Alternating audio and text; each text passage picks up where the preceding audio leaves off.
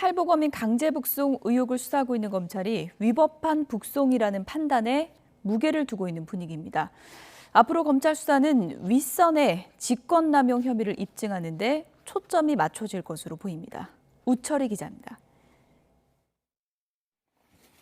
탈북어민 강제 북송 사건의 본격 수사가 시작된 뒤 첫 간담회에서 검찰 관계자는 위법한 북송이라는 점을 시사했습니다.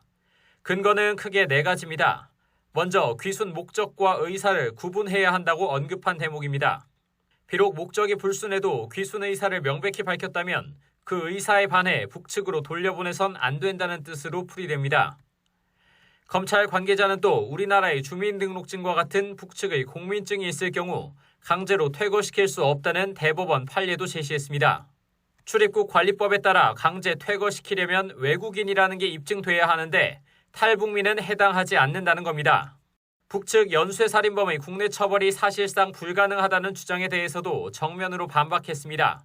탈북민의 해외 범죄를 처벌한 전례도 있고 혐의를 입증할 수사 역량도 갖췄다는 점을 강조했습니다. 마지막으로 통치 행위 또한 법률에 근거해야 한다면서 사법적 판단의 영역이 아니라는 주장에 대해서도 선을 그었습니다.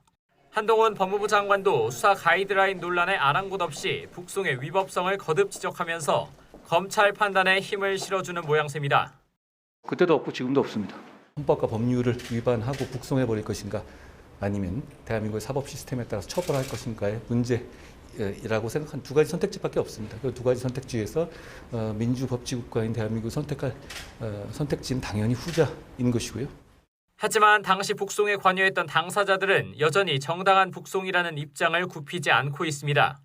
최근 귀국한 김현철 전 통일부 장관은 흉악범을 풀어주자는 현 정부 주장에 동의할 국민이 많지 않다면서 남북 간 사법 공조가 불가능한데 국내 처벌이 가능하겠냐고 반문했습니다. 이제 검찰은 정의용, 서훈, 김현철 등 당시 북송에 관여한 문재인 정부 외교 안보라인 윗선의 직권 남용 혐의 입증에 칼끝을 겨눌 것으로 보입니다. 귀순 의사에 반해서 강제로 송환을 결정했다는 판단을 뒷받침할 사실관계 규명이 관건입니다. 특히 청와대 대책회의 등 합동조사 조기 종료를 둘러싼 의사결정 과정에 초점이 맞춰지는데 조만간 추가적인 강제 수사도 예상됩니다. YTN 우철입니다.